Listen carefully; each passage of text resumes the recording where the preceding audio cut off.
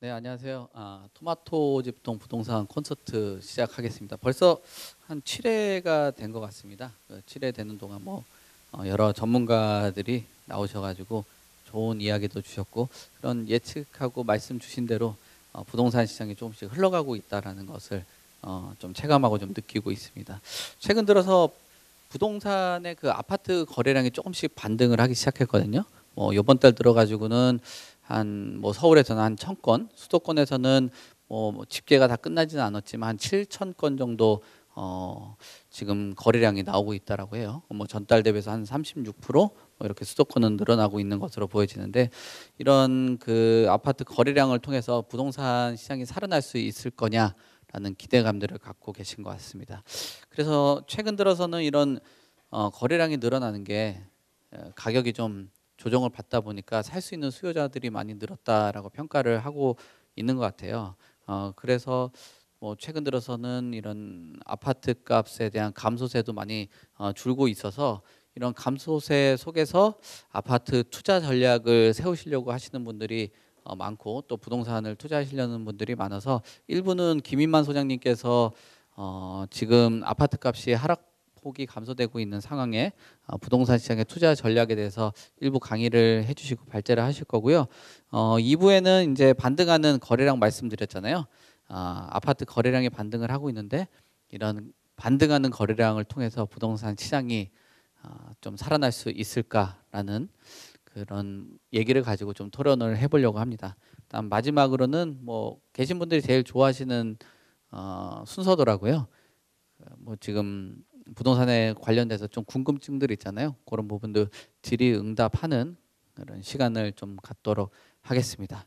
그럼 이제 바로 시작할 거고요. 우리 김인만 소장님 여기저기 활동도 굉장히 많이 하시고 언론에 노출 많이 하고 저하고도 굉장히 좀 친분이 있는 부동산 전문가신데, 발제를 하도록 하겠습니다.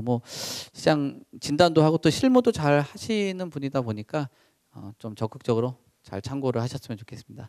자, 1부 김민만 소장님 소개하겠습니다. 감사합니다.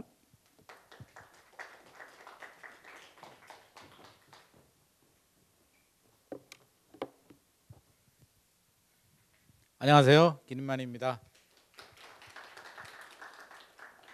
오늘 날씨가 굉장히 춥네요. 저는 따뜻할 줄 알고요, 옷을 좀 얇게 입고 왔는데 춥습니다. 그래서 추운 날씨에도 이렇게 많이 와주셔서 정말 감사드리고요. 제가 강의 내용이 좀 많아가지고요, 오늘 좀 스피드 있게 좀 빨리빨리 좀 넘어가도록 하겠습니다. 오늘 주제가요, 아파트 값 하락세 감소, 부동산 시장 투자 전략은, 이렇게 제가 잡았습니다. 최근 굉장히 빠르게 떨어지다가 이제 1월 달 되면서 급매물 소화되고요, 좀 주춤하고 있는 상황입니다. 소폭 반등하고요. 2월 달에도 일부 거래는 되지만 1월 달보다는 약간 좀 둔화되는 느낌도 있고요. 어떻게 해야 되나 지금 의견이 굉장히 분분한데, 오늘 한번 팩트 체크 한번 해보도록 하겠습니다. 자, 세 가지로 진행이 될 거고요. 지금 어떤 상황인지 한번 체크를 하고요. 우리가 관전 포인트, 부동산 시장을 어떻게 봐야 되는지 중요한 포인트 한번 짚어보고요, 투자 전략에 대해서 한번 살펴보도록 하겠습니다. 시작하기 앞서서 제가 선물 하나 가져왔는데요, 책. 제가 작년에 적은 책인데요, 지금 새 책을 적고 있기 때문에 빨리 재고를 틀어야 돼서 선물 하나 들고 왔습니다. 자, 퀴즈 내려고 하다가 시간이 없어가지고요, 오늘 제일 일찍 오신 분, 여기 제일 1번으로 들어오신 분, 강의 끝나고 제가 선물 드리도록 하겠습니다. 책 내용은 이게 1년이 지나가지고요, 많이 틀려요. 그래서 장식 효과로 이렇게 꽂아두시면 좋을 것 같습니다. 자, 어떤 상황인지 먼저 한번 체크를 해보도록 하죠. 다 아시다시피 그래프로 한번 한국부동산원 통계를 가지고요, 제가 한번 그래프를 뽑아봤는데, 서울하고 전국하고 이제 가격 흐름이 보이죠. 2017년부터 문재인 정부부터 2023년 올 초까지 부동산 실거래 지수를 나타낸 그래프예요.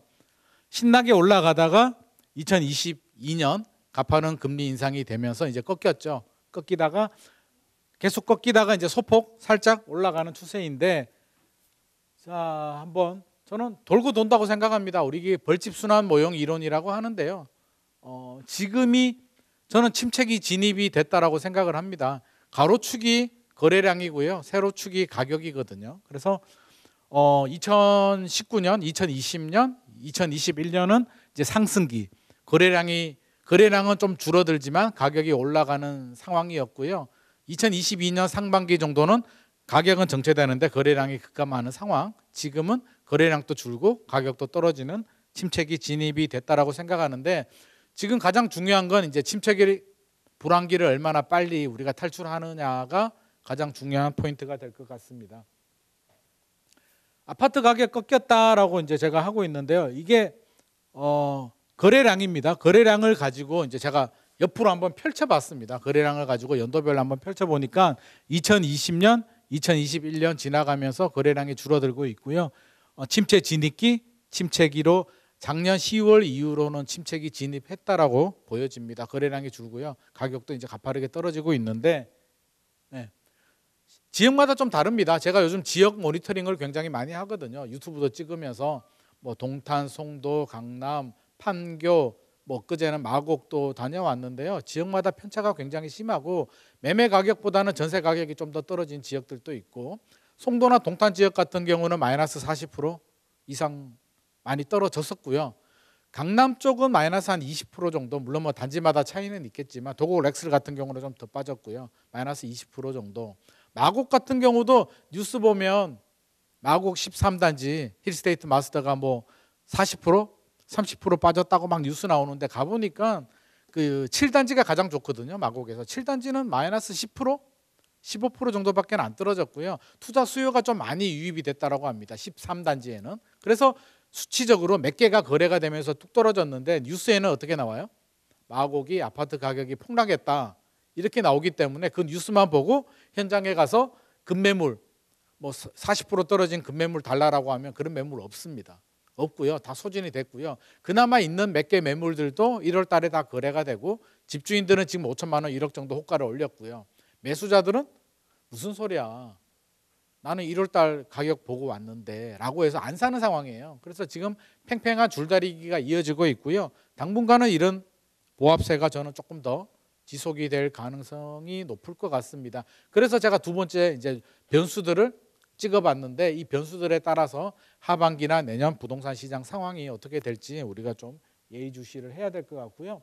지역마다 하락폭이 다르다라고 하는 건, 이게 결국에는 강남이 한 마이너스 15, 20% 정도 하락을 했고요. 전세는 좀 더 빠졌습니다. 입주 물량이 많기 때문에 전세 가격은 좀 많이 빠지긴 했는데, 여기서 반등을 치면 강남이 적게 떨어지고 이제 올라가는 거지만, 침체기가 좀 더 오래 지속이 되면 결국에는 강남도 떨어질 수밖에 없다라고 저는 생각을 합니다. 그래서 지금 올해 내년이 굉장히 중요한 시기가 되는데요. 우리 저수지 이론이라고 하잖아요. 내릴 때는 외곽 지역부터 먼저 내리고요. 중심지 지역들은 마지막까지 물이 남아 있다가 계속 침체가 지속이 되면 이제 강남 지역들도 한 번은 꺾이게 되어 있죠. 그래서 이 그림을 제가 간단하게 한번 보여드렸고요. 결국에는 금리가 우리 생각보다 빨리 떨어지지 않고, 이런 랠리가 오래 지속이 되면 1년 지나고 2년 지나면 한 번은 2차 하락이 저는 있을 가능성도 있다라고 보여집니다. 물론 금리가 우리 예상보다 빨리 떨어지고요, 빨리 인하가 되고 여러 가지 상황이 정상화가 되면 반등 속도가 빨라지겠지만, 지금 상황은 속단할 수 없는 상황입니다. 그래서 좀 더 우리가 지켜봐야 될 것 같고요. 지역마다 하락폭이 다르다는 부분에 대해서 이제 아파트별로 제가 한번 실거래 그래프를 한번 뽑아봤어요.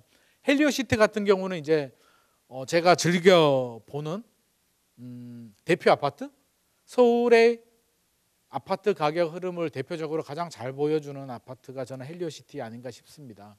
왜냐하면 9,510세대, 일단 표본 자체가 굉장히 많고요. 강남 서초구, 강남구 같은 경우는 워낙 인기 지역이고, 뭐 반포 쪽에 뭐 아크로 리버파크 이런 아파트들은 약간 그들만의 리그 그런 성격이기 때문에 정확한 시장 분위기를 나타내지 못하는데, 헬리오시티 같은 경우는 물량 자체도 많고요. 송파구잖아요. 강남 3구에서 상대적으로 약세 지역이기 때문에 거래량도 많고 떨어질 때는 빨리 떨어집니다. 그래서 헬리오시티 보면은 중간에 이렇게 떨어진 거는 특수거래예요. 13억 8천만 원인가요? 거래된 거는 이게 뭐야, 부모 자식 간 이런 거래이기 때문에 이런 거는 빼야 되고요. 실거래 그래프를 볼 때 혼자만 이렇게 똑 떨어진 거는 좀 제외하는 게 좋습니다. 바람직하지 않고요. 나머지를 본다면 고점 대비 30% 정도. 헬리오시티가 2021년 8월인가요? 10월인가요? 23억 8천만 원 최고가 거래를 했었고요. 13억 8천짜리는 특수 거래니까 빼고 남아있는 게 15억, 16억대 정도 떨어졌다가 1월 달에 15억, 16억짜리는 다 거래가 됐었고요. 18억까지 이제 실거래가가 올라갑니다. 그러니까 집주인들은 급매물이 소화가 되니까 19억 정도로 호가를 올리게 되고요. 매수자들은 여전히 15억, 16억짜리 있으면 연락 줘 라고 하는 상황이기 때문에 2월 달에 거래량이 소폭 감소한 이유가 바로 이런 이유입니다. 아크로 리버파크는 거의 안 떨어졌죠. 네, 워낙 인기 지역이고요. 한강변에 돈 있는 사람들이 뭐 35억, 40억 주고 들어가는 아파트고, 헬리오시티 팔고 이런 반포에 새 아파트로 들어가는 수요들이 있기 때문에 헬리오시티는 빠지는데 이런 고급 아파트들은 일단 가격 방어를 잘 하고 있습니다. 음마 아파트는 좀 많이 떨어졌죠. 워낙 물량 자체도 많고요. 재건축의 이슈에 따라서 등락폭이 크기 때문에 음마 아파트는 좀 많이 떨어졌는데, 우리 과거 사례를 보면은요, 재건축이 좀 더 떨어집니다. 2010년도, 2012년도 과거 사례를 보면 일반 아파트들은 그 정도 떨어지지 않았는데요. 재건축이 한번 떨어지면 많이 떨어져요. 오를 때는 많이 오르는데, 왜냐하면 투자 수요가 많이 유입이 되거든요. 첫 번째 투자 수요가 많이 유입이 되고요. 두 번째는 전세 가율이 낮아요. 최근에 우리 작년이죠. 작년 10, 11, 12, 3개월 동안에 고점 대비 30%가 떨어졌거든요. 왜 떨어졌냐면 매매 가격, 뭐 금리 여러 가지 이유가 있겠지만 전세 가격이 폭락을 하니까 매매 가격이 속절없이 떨어진 거예요. 전세 가격은 매매 가격에 이제 버팀목 역할을 해주는데, 전세가 무너지니까 이제 매매 가격이 떨어지는데, 재건축 재개발 같은 경우는 어때요? 오래됐잖아요. 녹물 나오고, 음마 아파트 가면 그 좋은 동네에 그 대치동도 마찬가지고요. 막 밤에 그 회사 사장님들, 변호사, 의사, 닥터분들이 막 차 밀고 있잖아요. 그 정도 이제 열악한 환경이거든요. 거기에 전세로 높은 가격을 주고 들어가고 싶지 않잖아요. 그렇기 때문에 전세 가율이 낮을 수밖에 없고요. 그 부족한 갭만큼 대출이나 자기 자본으로 메워야 되는데, 부동산 시장 침체가 되면 못 버티는 분들이 대출이자 부담이 큰 분들이 이제 급매물로 내놓으면서 음마 아파트 같은 경우는 좀 많이 떨어졌습니다. 자, 전체적인 현황을 한번 살펴봤고요. 가장 중요한 게 뭐니 해도 금리죠. 지금 금리가 집값하고 원래 반비례를 하지만 이번 하락장에는 금리가 트리거입니다. 예전 2010년도, 2008년도에서 2012년도 이제 침체기가 있었는데, 그때의 트리거는 대출 규제, DTI 대출 규제였고요. 이번에는 금리가 이제 트리거가 되는데, 우리가 정확히 알아야 될 게요. 금리가 떨어진다고 해서 집값이 무조건 떨어지는 건 아닙니다.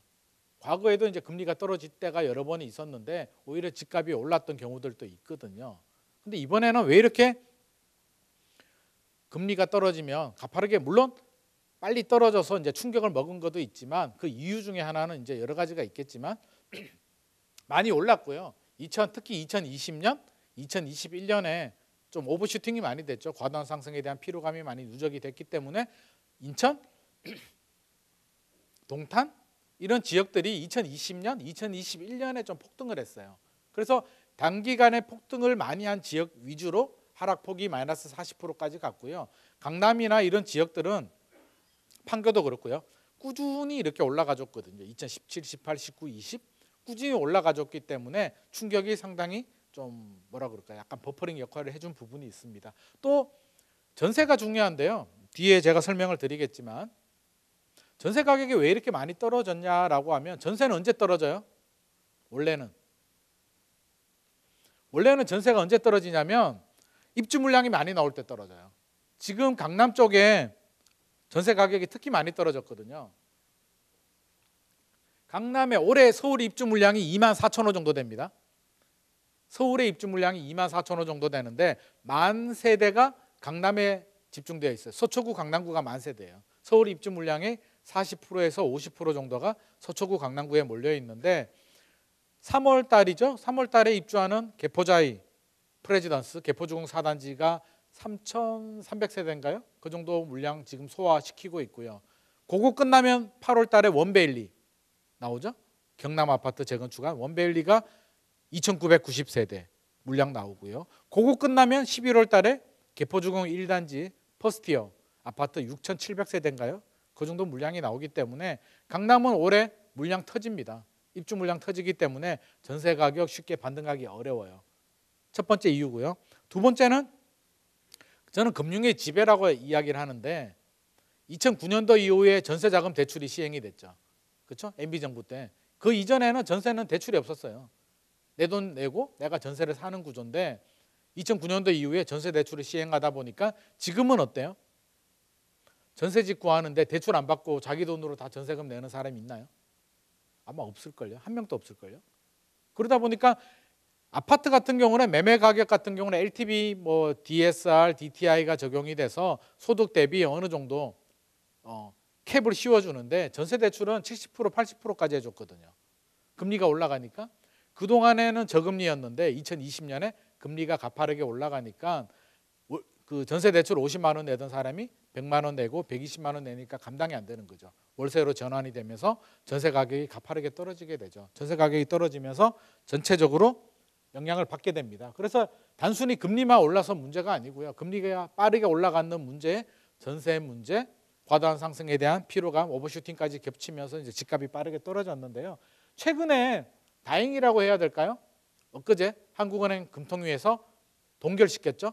7번 연속 금리를 올리다가 드디어 동결을 했는데 기자분들이 막 전화가 옵니다.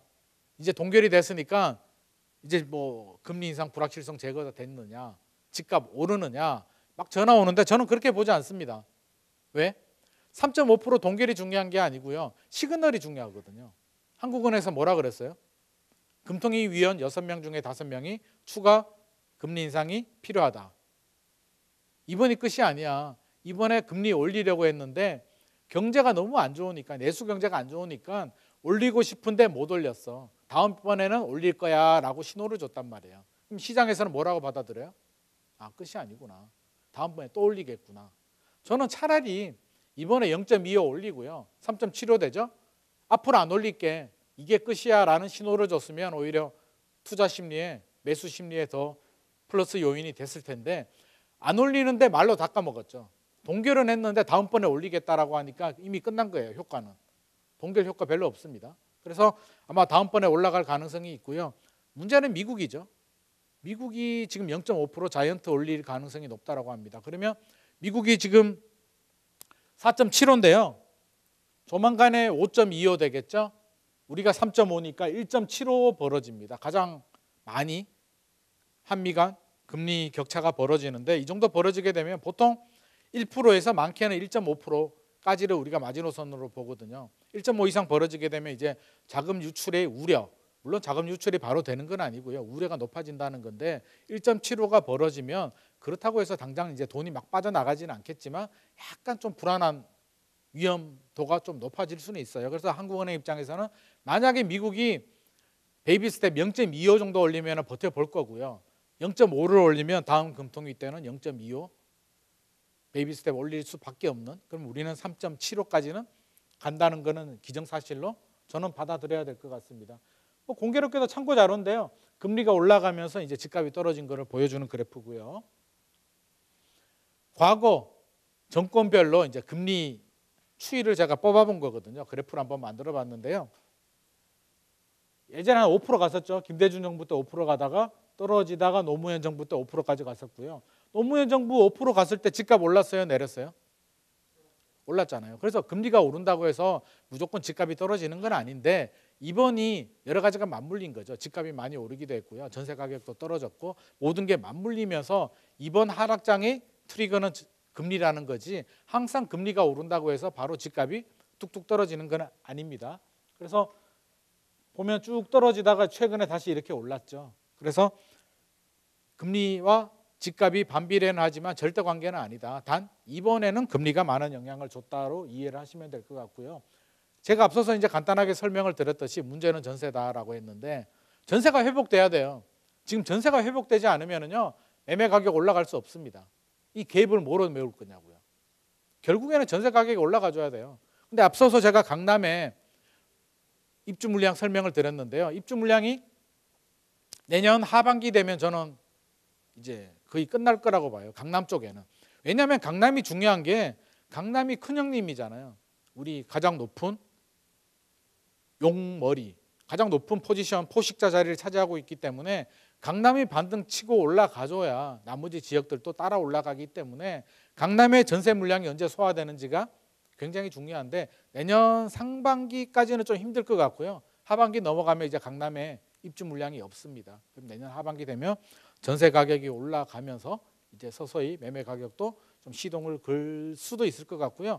최근에 제가 오늘 그래프에는 안 넣었는데 오늘 부동산 R124 자료를 보니까 전세 가격이 이제 오르기 시작했다라는 뉴스가 나왔더라고요. 최근에 현장에서 어떤 일이 벌어지냐면 전세 가격 많이 떨어졌죠. 12억짜리가 8억으로 떨어졌단 말이에요. 뭐 예를 들자면 12억짜리가 8억으로 떨어지게 되면은요. 전세는 12억에서 8억으로 떨어졌는데 월세는 12억 기준에서 전월세 전환율이 적용이 되기 때문에 지금은 이제 월세가 비싸졌어요. 엘스 리센츠 가보면 이제 시장의 수요자들이 월세가 유리하지 않네? 차라리 12억에 맞는 월세보다는 떨어진 8억짜리 전세가 유리하네 라는 인식을 하기 시작을 했고요. 이제 다시 또 전세 거래가 좀 늘어나기 시작을 합니다. 왜? 전세는 영원히 죽지 않아요. 그동안에는 월세가 유리했기 때문에 월세로 전환이 된 거고요. 이제 월세가 유리해지지 않았어요. 월세 가격은 올랐는데 전세 가격이 떨어졌기 때문에 당분간 또 다시 전세로 또 돌아설 겁니다. 이렇게 엎치락 뒤치락 해요. 그래서 절대적으로 전세 가격이 계속 떨어지지 않고요. 서울 같은 경우는 입주 물량이 뭐 계속 부족한 지역이기 때문에 내년 하반기 정도 되면 전세 가격은 저는 어느 정도 이제 바닥을 찍고 올라갈 가능성이 높습니다. 월세로 전환이 되는데 이게 한 달 전 그래프고요. 지금은 다시 전세가 조금 더 회복되고 있는 그런 분위기입니다. 전세 많이 올랐고요.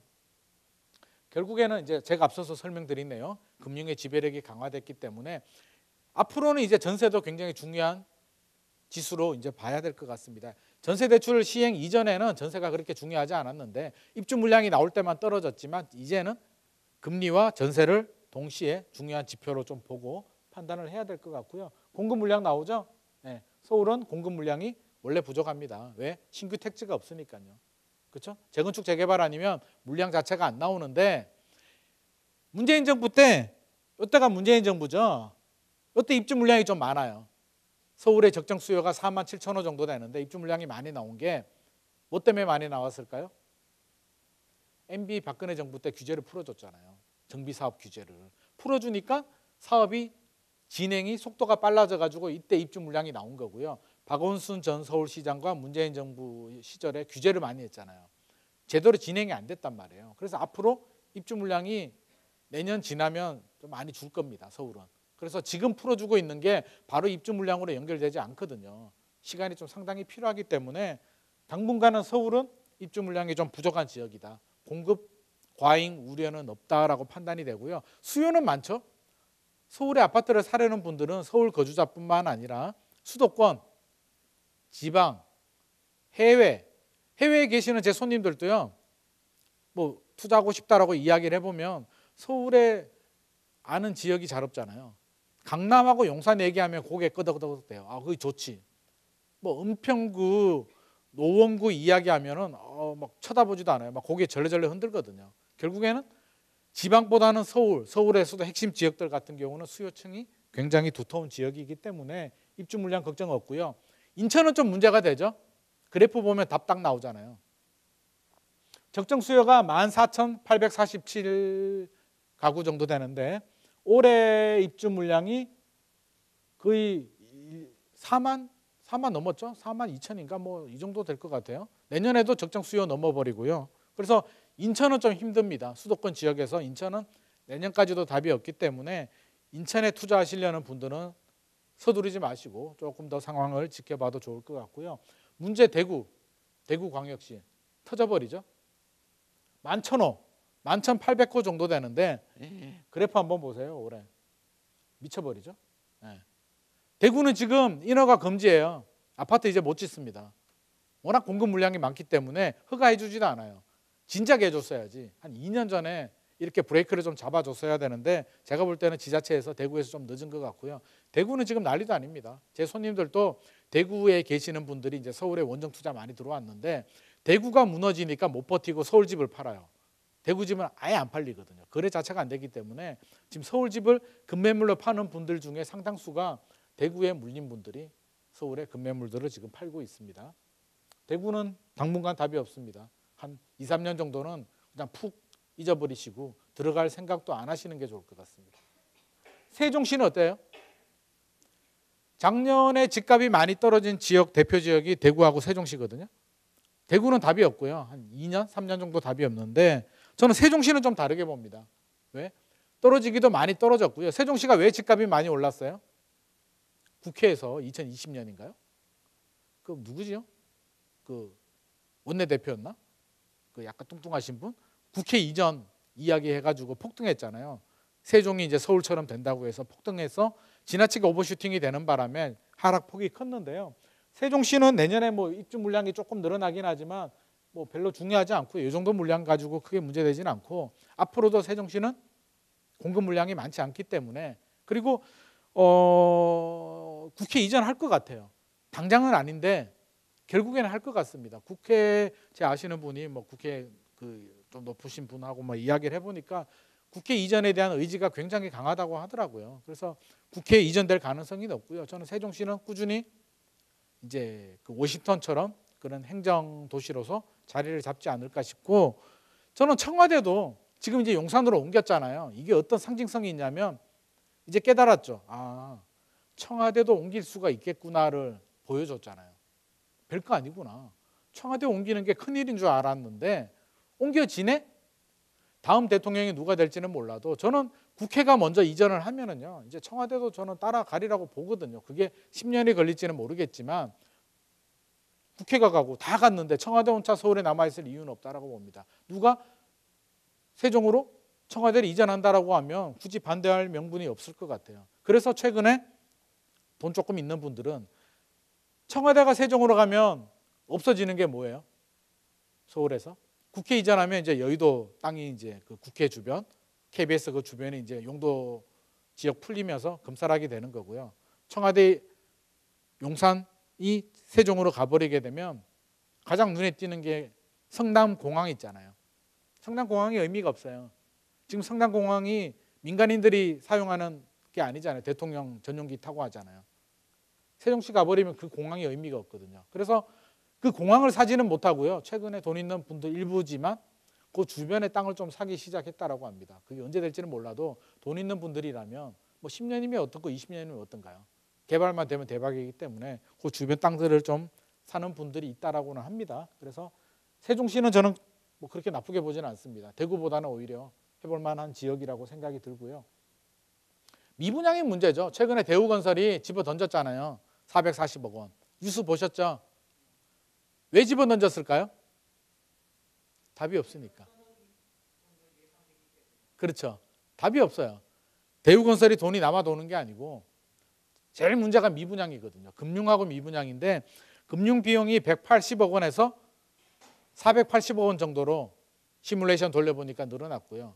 두 번째 미분양인데 전국 미분양이 작년 말까지 6만 8천 호, 1월 달이 7만 호 넘었다고 하더라고요. 7만 호 넘어서서 한 작년 2021년 12월이 17,000호인가요? 그 정도 됐었는데 한 3배 정도 늘어났는데 지방은 좀 더 심각하죠. 서울은 953가구 정도밖에 안 되고요.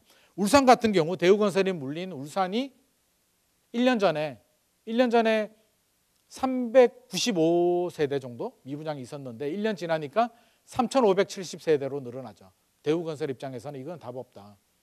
완판이 되면 1,600억 원을 받는데 원판될 가능성도 없고 자칫 잘못하면 연대 보증한 400억이 아니라 더 많은 손실이 발생할 수도 밖에 없기 때문에 과감하게 털어버렸습니다. 대우건설이 털었다는 얘기는 1년 안에 건설 경기가 좋아지지 않는다라고 답을 낸 거죠. 네, 굉장히 상징적인 의미가 있는 거고요.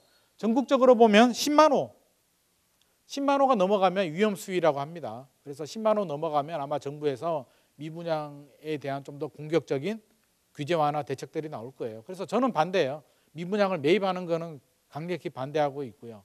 미분양 주택을 사면 뭐 5년간 양도세 면제 뭐 이런 혜택이 나오는 거는 좋을 것 같습니다. 서울 같은 경우는 3,000호 정도, 서울 3,000호, 수도권 3만 호 정도, 서울, 경기, 인천 합쳐서 3만 호 정도 넘어가면 굉장히 좀 위험한 상황인데 지금 10만 호는 조만간 돌파할 것 같고요.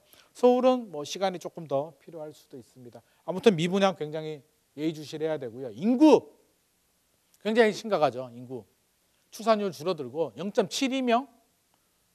제 주변에 봐도 이제 아기가 없어요. 아기 뭐 돌잔치 한다는 이야기를 들어본 적이 없습니다. 그렇죠? 환갑잔치는 해도 돌잔치는 안 하잖아요. 출산율이 굉장히 중요한데 우리가 봐야 될 거는요. 주택 구매 연령은 40에서 69세거든요. 물론 2030들도 주택을 사기 시작을 하지만 당장 문제되지는 않고요. 시간이 좀 필요합니다. 줄어든 출산율이 우리 수요, 주택 구매 연령으로 성장할 때까지는 20년 정도 시간이 필요한데 나중에는 큰 문제가 될 것 같고요. 지금 당장은 이 그래프 한번 보면 느낌이 좀 올 것 같습니다. 제가 그래프 하나 만들어 왔는데요. 올해죠. 40에서 69세 허리를 보면 두텁죠. 별로 문제가 없는데 시간이 20년이 지나요. 이제 이래 내려오겠죠. 확 줄잖아요. 그러니까 이게 점점 심각해진다는 거지. 지금 당장은 문제 없어요. 10년 정도는 문제가 없는데 15년, 20년이 지나면 급격하게 수요가 줄어듭니다. 그러면 어느 지역이 타격을 입느냐? 지방 중소도시들. 서울 수도권 지역은 인구가 유입이 돼요. 도쿄도 마찬가지고요. 왜? 좋은 대학교가 서울에 다 있잖아요. 인서울. 대학, 교육, 좋은 대기업들, 직장, 문화 모든 인프라가 서울 수도권에 집중되어 있기 때문에 지방에 돈 있는 분들도 공부 잘하는 자녀들이 좋은 대학교 가서 서울 수도권에 직장을 구하고 거기서 결혼을 하고 거기서 눌러 앉아버리게 되죠. 고급 수요들이 다 서울 수도권으로 몰려들고요. 지방 중소도시들은 아마 굉장히 가파르게 인구 소멸이 될 겁니다. 제 고향도 지방인데요. 가보면 황량해요. 구도심에 옛날 시내라고 하죠. 명동 같은 그런 구도심에 공실이 한 건물 건너 하나씩 공실이에요. 옛날에 엄청 번화가였는데 교회 가보면은요. 명절 때 교회 가보면 그 지방 교회에 청년부가 없어요. 젊은 분들이 없어요. 다 빠져나가 버렸기 때문에. 서울 수도권은 그렇지가 않거든요. 그래서 서울 수도권이나 부산, 대구, 광주, 울산 이런 광역시들은 살아남겠지만 중소도시들은 굉장히 어렵습니다. 혹시라도 본인이나 부모님이 중소도시에 건물이나 땅 가지고 계시다면 저는 서서히 출구 전략을 좀 잡아야 되지 않을까 하는 생각도 하게 됩니다. 굉장히 심각한 상황이고요. 자, 이제 부동산 마무리 하려고 하는데요. 저는 L자가 V자보다는 L자 가능성에 무게를 두고 있습니다. V자 반등기라고 한다면 최근에 떨어졌잖아요. 10월, 11월, 12월 떨어지고 1월 달에 이제 급매물 소화가 되고 지금 랠리하고 있잖아요. 매도자들은 호가를 올리고 매수자들은 안 사려고 하고 줄다리기 하면서 보합세를 유지하고 있는데 V자 반등기라고 한다면 빨리 올라가 줘야 돼요. 올해 안에 반등을 치고 전고점을 뚫고 올라가 줘야 되는데 저는 전고점을 뚫기는 어려울 것 같습니다. 지금 확인한 게 뭐예요? 고점 확인했죠. 고점이 언제? 2021년 뭐 4분기? 그렇죠? 뭐 8, 9, 10, 11, 12 이때 거래된 게 이제 가장 높은 가격이었고요. 1차 저점은 언제예요?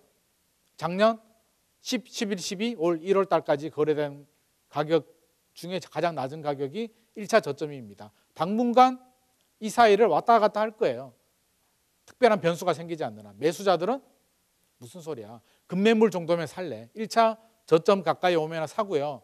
거기서 호가가 올라가면 또 주춤할 거고요. 매도자들은 호가 올리다가 거래가 안 되면 살짝 내리고 거래가 되면 올리고 이런 상황이 지속이 되고 절대 전고점을 뛰어넘기에는 두 가지 문제가 해결이 돼야 되죠. 우리가 앞서서 확인했던 어떤 문제? 세 가지구나. 미분양 문제가 해결이 돼야 되고요. 입주 물량이 해결돼야 되고요. 금리 문제가 해결돼야 되고요. 전세 문제가 해결돼야 되고요. 네 가지 문제가 해결이 돼야 되는 상황입니다. 근데 올해 1년 안에 이 네 가지 문제가 해결되기에는 현실적으로 굉장히 좀 힘들 것 같습니다. 심리적으로도요.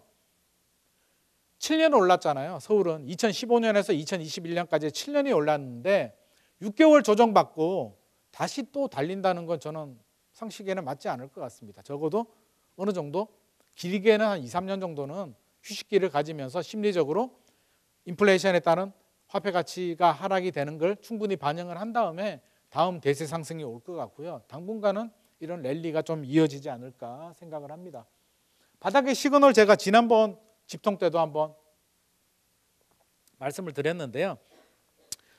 뭐 물론 이 5개가 다 맞을 수도 있고요. 이 중에 일부가 맞을 수도 있는데 고점 대비 30에서 50% 정도 과거 사례를 보면 하락을 했고요. 최근에 보면 한 30% 정도 아니나 다를까 떨어지니까 매수자들이 사기 시작하잖아요. 알고 있다는 거죠. 학습적으로. 과거에 이 정도 떨어지면 바닥이었다는 걸 알기 때문에 사는 거예요. 바보가 아니에요. 사는 사람들은. 사서 좀 오르죠. 올랐다가 내렸다를 반복하는데 30% 정도 가격에 사신 분들은 크게 손해보지는 않을 겁니다. 이 정도 떨어지고요. 전국의 미분양 10만 원 정도 발생하고요. 한 번은 저는 여기 한번 무너져야 되는데 패닉 세일이 한번 나올 거예요.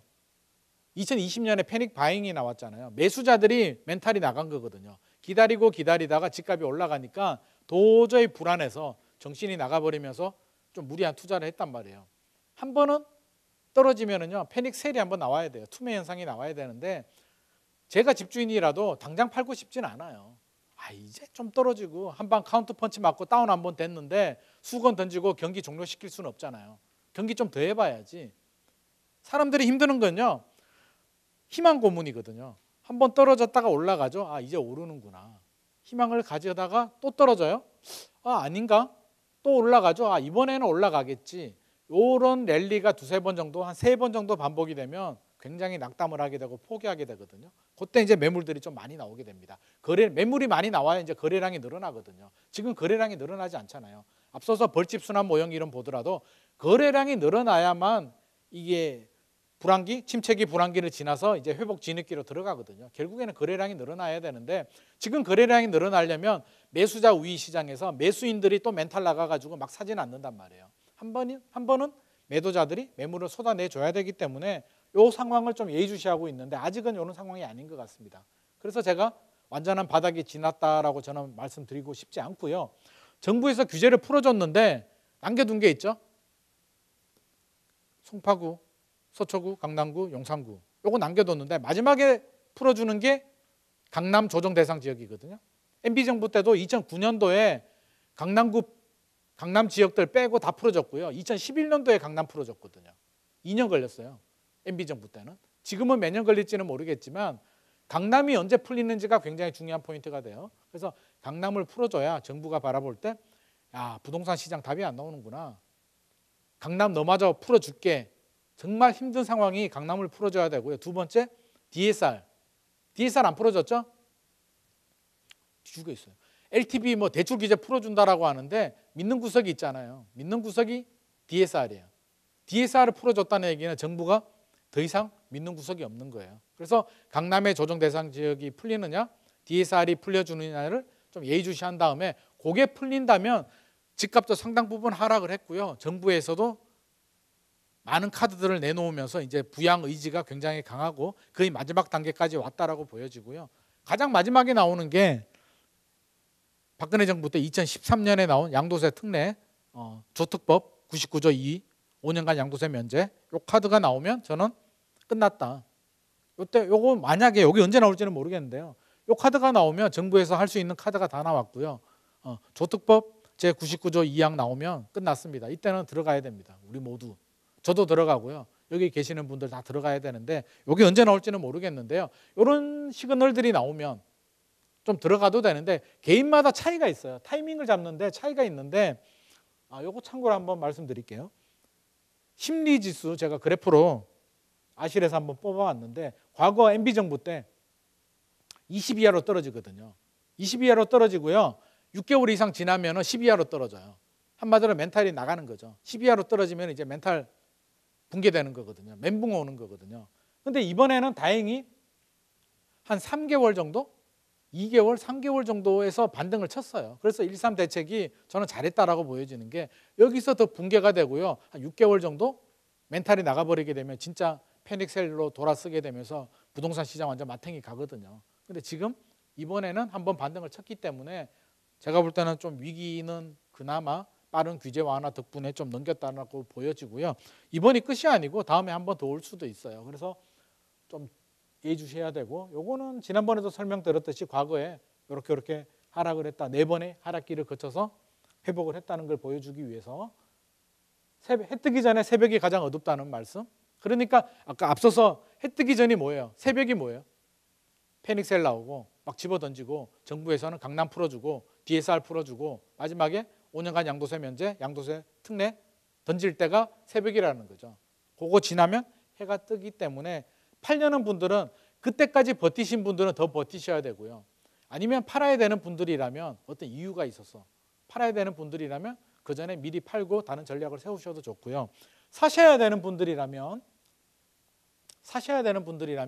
본인의 판단에 따라서 해야 되는데요. 필요한 분들 있죠.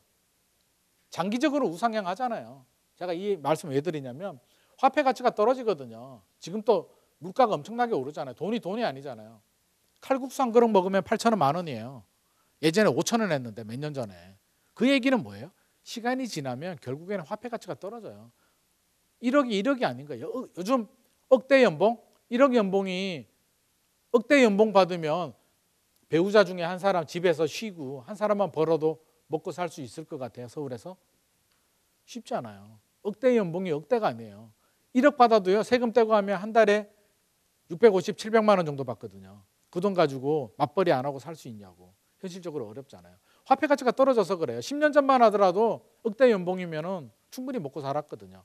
화폐 가치가 반영이 되는 게 1억 원, 10억, 10억으로 할까요? 10억 원이 금고에 넣어두고요. 그대로 10년이 지나면 7억 4천만 원 정도로 돈 가치가 떨어져요. 결국 실물 자산인 부동산은 그게 반영이 되면서 10억짜리가 13억, 14억 가는 건 정상이라는 거죠. 10년이 지나서 화폐 가치가 반영이 되기 때문에.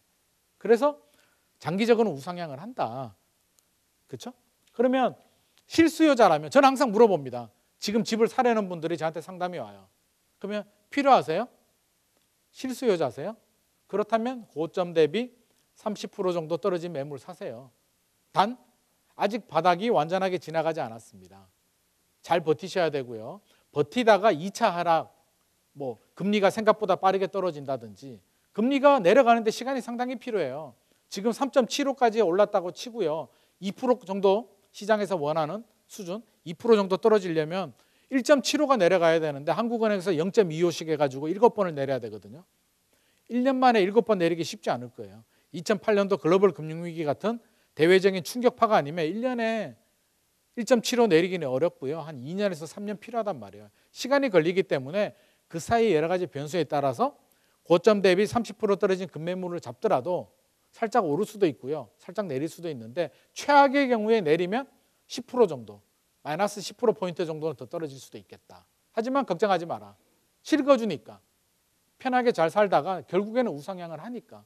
걱정하지 말고 단 전제 조건은 그래도 고점 대비 30% 정도는 확인하고 들어가셔라. 반등하면 땡큐고 떨어지더라도 10%포인트 정도는 더 떨어질 수도 있다는 점은 감내를 하고 들어가라. 리스크 없는 투자는 없으니까. 는 말씀 제가 항상 드립니다. 그래서 너무 걱정하지 마시고요.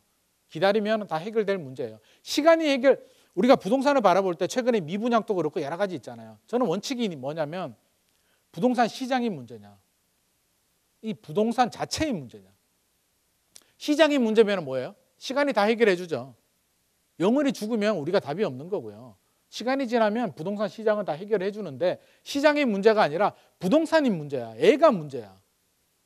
과거에 일산의 그 두산 위브 제니스 아시죠? 유명한 사건. 두산 위브 제니스가 2009년도인가요? 8년도인가요? 그때 평당 2,200만 원에 분양을 했거든요. 그때 주변 아파트 시세가 평당 1,000만 원? 이렇게 하던 시대예요. 일산 신도시도 아니에요. 일산 동리지, 일산 근처에.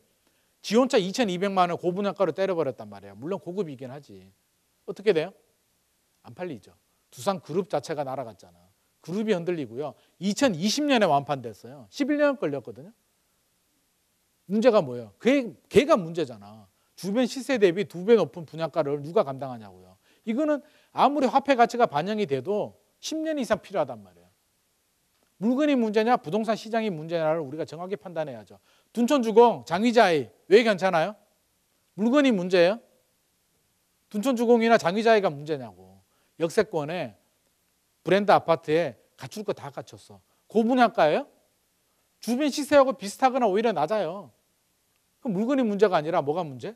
부동산 시장이 문제였죠. 그런 건 하셔도 된다는 거지.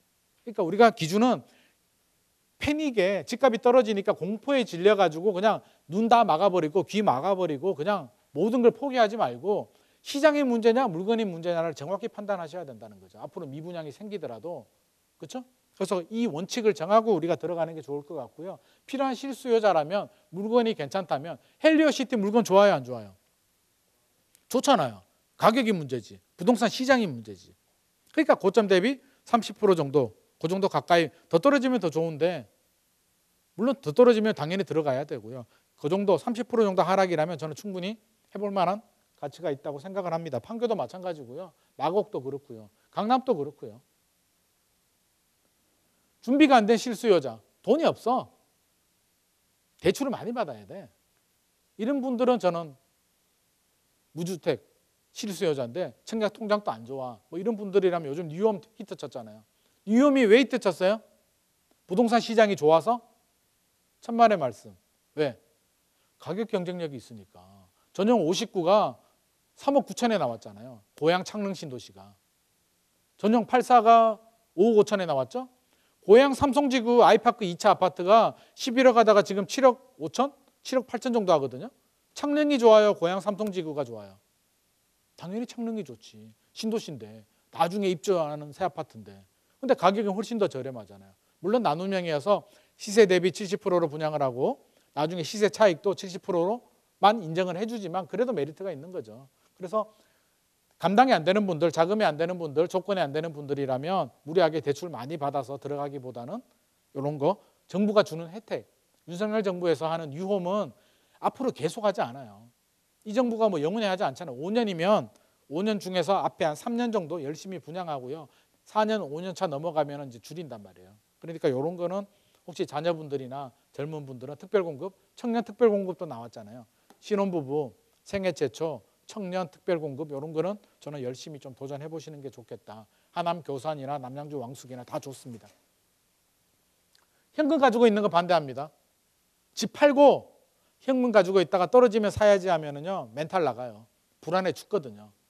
절대. 이거는 제 주변에 다 실패한 전략이에요. 이론은 맞죠. 현금 가지고 있다가 더 떨어지면 산다라고 하는데 사람이 마음이 불안하고 초조함, 조급증을 가지면은요 판단 미스예요. 말도 안 될 때 들어가거든요. 그러니까 차라리 1주택인 분들은 그냥 가지고 가세요. 떨어져도 어쩔 수가 없고요. 3주택, 4주택 있는 분들은 리스크 관리 측면에서 한두 개 정리했다가 현금 가지고 가다가 뭐 패닉셀 나오고 정부에서 강남 풀어주고 양도세 특례 나오면 들어가셔도 되겠지만 하나 있는 집이 있는 거 팔고 불안에 떨다가 또 엉뚱한 거 잡지 마시고 1주택 있는 분들은 그대로 고행하시면 됩니다. 이미 떨어질 만큼 떨어졌고요. 30% 떨어졌고요. 더 떨어지더라도 10%포인트 정도 더 떨어질 수도 있기 때문에 굳이 지금 상황에서 급매물로 1주택에 있는 사람들이 던질 필요는 없을 것 같습니다. 자산가라면 뭐 우리가 자산가 걱정할 때 아니잖아요. 그러니까 자산가라면 뭐 조금 뭐 한 4주택, 5주택 있는 분들은 팔고 한두 개 팔고 다 팔지 마시고요. 현금 좀 가지고 있다가 추가 하락이 있으면 마음에 드는 지역들 갈아타기나 공격적으로 들어가시면 될 것 같고 양극화는 더 심해질 겁니다. 앞으로 인구 감소 때문에 10년, 20년 후를 바라본다면 저는 이제 서울 수도권, 지방에서는 5대 광역시 정도로 범위를 좁히셔야 될 것 같고요. 서울에서도 이제 점점 제일 좋은 지역은 역시 한강 끼고 한강 위아래로 5km 반경 지역들이 핵심 지역들이기 때문에 장기적인 전략을 생각한다면 뭐 내 집 팔고 집값 떨어졌을 때 그런 지역들 핵심 지역 위주로 갈아타기 전략도 저는 유효하다고 보여집니다. 수익형 부동산은 금리가 중요하죠. 개별성이 강하기 때문에 수익형은 답 안 나와 이렇게 단정 짓지 마시고요. 물건마다 케이스 바이 케이스로. 금리는 결국에는 한 2, 3년 있으면 떨어지기 때문에 결국에는 물건별 아파트는 시장 흐름에 따라가잖아요. 시간이 해결해 주지만 수익형 부동산은 시간이 해결해 주지 않습니다. 그 물건이 해결해 주기 때문에 반드시 물건의 개별 분석이 들어가고 판단을 해서 접근하셔야 됩니다. 수익형 부동산은 아파트처럼 분위기 타가지고요. 친구 따라 강남 가면 큰일 납니다. 수익형 부동산은 반드시 개별 물건 분석하시고 들어가시기 바랍니다. 오늘 시간 좀 초과했는데요. 본의 아니게 좀 오래 했고요. 오늘 저 혼자 해가지고 좀 여유를 많이 부렸습니다. 자, 오늘 강의 여기까지 하도록 하고요. 추가 질문 있으신 분들은 집통을 통해서 이렇게 질문 남겨주시면 답변 드리도록 하겠습니다.